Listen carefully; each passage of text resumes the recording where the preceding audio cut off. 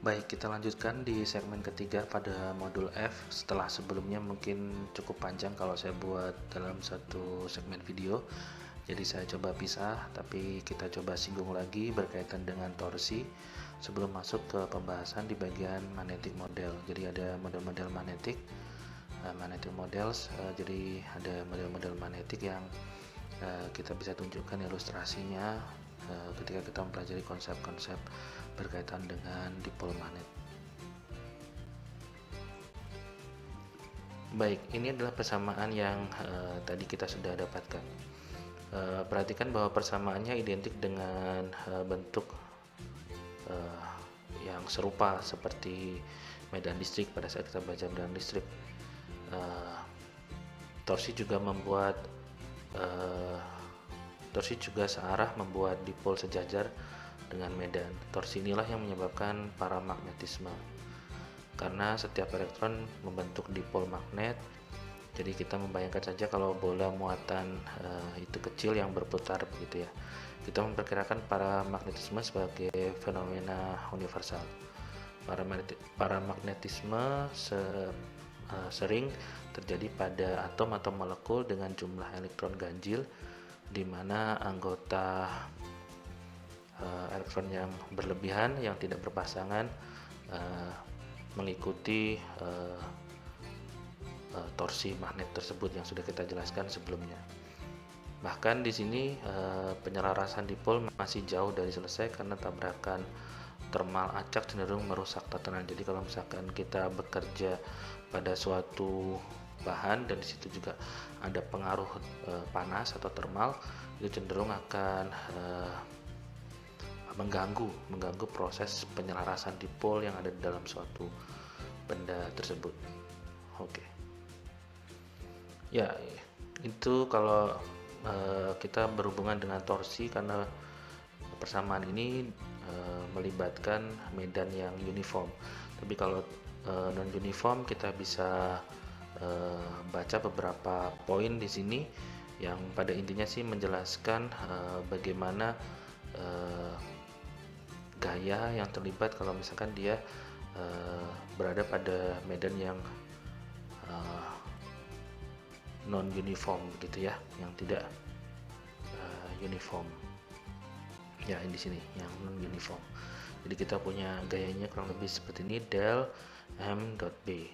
Dan itu biasanya bentuknya kalau yang non uniform itu kalau kita berhubungan dengan contohnya misalkan solenoidal seperti ini begitu ya.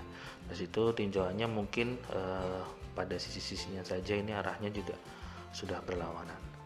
Ya, itu sekedar ilustrasi kalau kita mencoba memperluasnya kepada bahasan yang medan yang uniform dan non uniform. Baik, sedikit lagi berkaitan dengan catatan yang sudah kita buat. Jadi kita menghargai ilmuwan yang awalnya memikirkan bahwa dipol magnet terdiri dari muatan magnet positif dan negatif, ya, seolah-olah ada kutub utara dan selatan.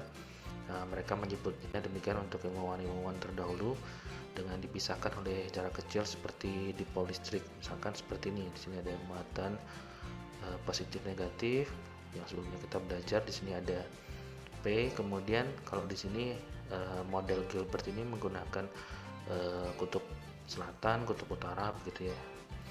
Kalau kita kemarin belajar dengan dipol listrik, ini adalah model magnetiknya. Sedangkan kalau kita belajar magnetostatik, maka kita punya istilahnya model ampere. Nah, di sini ada arus, berarti di sini ada M atau dipol magnetiknya.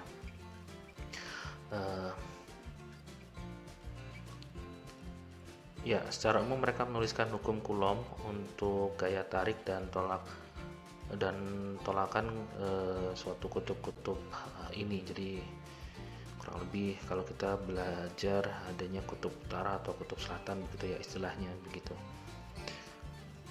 Dan kemudian mengembangkan keseluruhan magnetostatik dalam analogi yang sesuai dengan elektrostatik. Secara umum ini bukan model yang buruk begitu. Untuk banyak tujuan ini memberikan medan dipol yang sesuai setidaknya pada titik yang jauh dari posisi dipol, kemudian torsi yang tepat pada dipol, setidaknya pada dipol yang diam, dan gaya yang tepat pada dipol, setidaknya dengan tidak adanya arus eksternal. Tapi secara umum ini adalah tinjauan fisika yang kurang baik begitu, atau cukup buruk, atau yang buruk begitu, karena tidak ada istilahnya kalau namanya kutub utara magnet atau kutub selatan.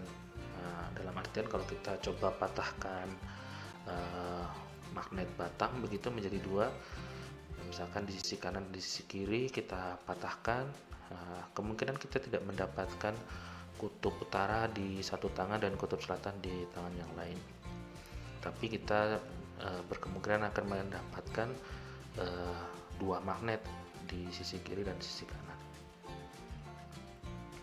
Kemudian magnetisme bukan karena monopol magnet, melainkan karena muatan listrik yang bergerak. Dipol magnet adalah loop arus kecil, dan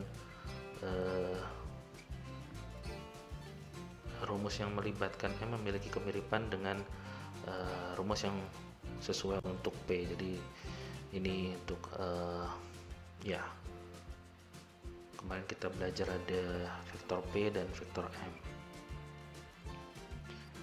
Kadang-kadang lebih mudah untuk berpikir dalam kerangka model Gilbert dari sebuah dipol magnet, yaitu monopol terpisah, daripada model Ampere ini yang secara umum mungkin cenderung lebih tepat, tapi mungkin kita cenderung menggunakan model ini pada beberapa ilustrasi begitu ya. Baik, demikian untuk beberapa catatan yang bisa kita sampaikan kali ini. Semoga bermanfaat, dan sampai jumpa pada pertemuan di video selanjutnya. Terima kasih.